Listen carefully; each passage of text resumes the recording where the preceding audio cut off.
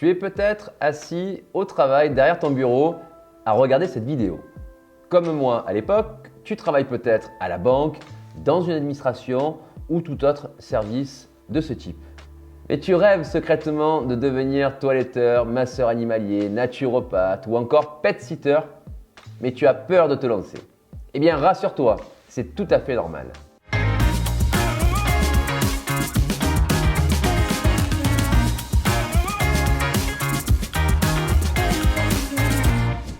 Salut à toi, aventurier ou futur Indiana Jones du domaine animal.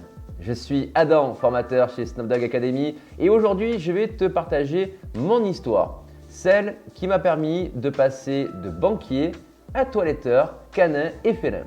Pour commencer, crois-tu qu'il n'est pas compréhensible que tu aies peur de te lancer dans une nouvelle activité, de te former à un nouveau métier du jour au lendemain et peut-être à quitter un emploi stable avec une rémunération récurrente? Celui qui te répondra non est un fou. Mais si tu veux réussir et être épanoui un jour dans ta vie, tu devras être plus fou que ce fou. Steve Jobs a d'ailleurs dit dans un discours emblématique à l'université de Stanford en Californie: Stay hungry, stay foolish.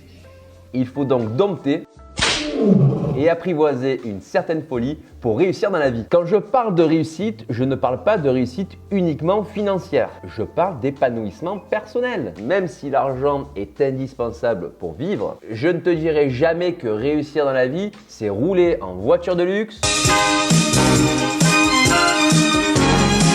avoir une grande maison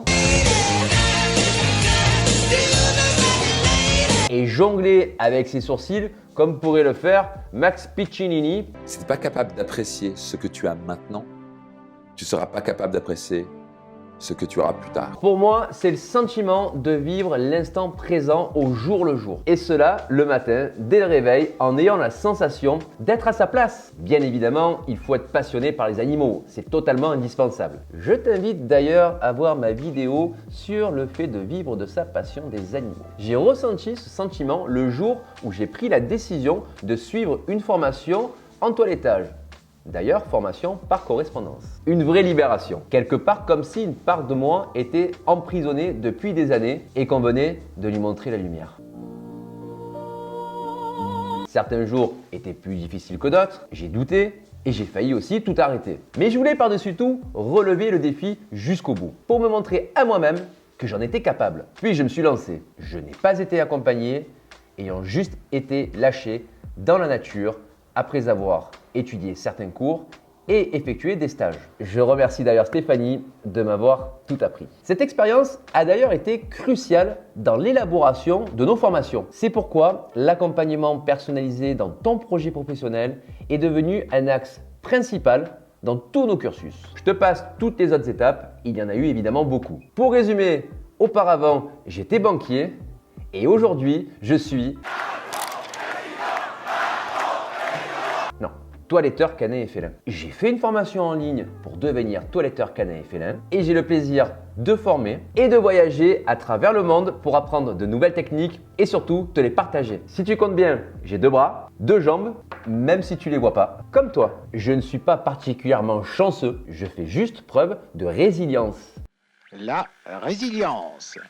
La résilience est un phénomène psychologique qui consiste pour un individu affecté par un traumatisme à prendre acte de l'événement traumatique de manière à ne pas ou plus vivre dans le malheur et à se reconstruire d'une façon socialement acceptable. Étrangement, le fou qu'on montrait du doigt, hey, il est fou lui, il est fou, oh, il est fou, il est fou, est devenu le fou que l'on prend en exemple aujourd'hui. Lui, il est fou. Mais alors, il est fou. Alors clairement, je ne suis pas un exemple. J'essaie simplement d'être la meilleure version de moi-même et c'est déjà beaucoup. En clair, la résilience, c'est la capacité à ne jamais baisser les bras. Qu'est-ce que tu fais? Je fais preuve de résilience. Un entrepreneur qui réussit, c'est une personne qui accumule les « et ».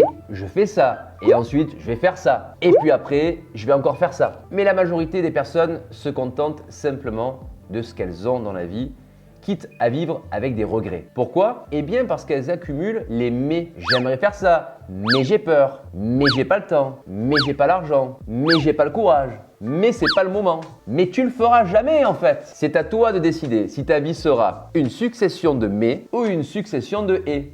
Je ne te dis pas que la route sera aussi lisse qu'une boule de billard ou que le crâne de Fabien Barthez. Je peux dire une connerie? Mais au moins, je te propose de prendre la route et de suivre ton chemin. Alors si ça te dit, on peut même prendre la route ensemble. J'espère que tu as aimé cette vidéo et ce partage de mon expérience personnelle. Peut-être que cela va te donner des idées et te faire prendre conscience que la vie est trop courte et qu'il faut parfois arrêter de vivre avec des craintes et prendre son destin en main. Si cette vidéo t'a plu, n'hésite pas à mettre un gros pouce bleu, abonne-toi à la chaîne pour recevoir les prochaines notifications des futures vidéos et je te dis à très vite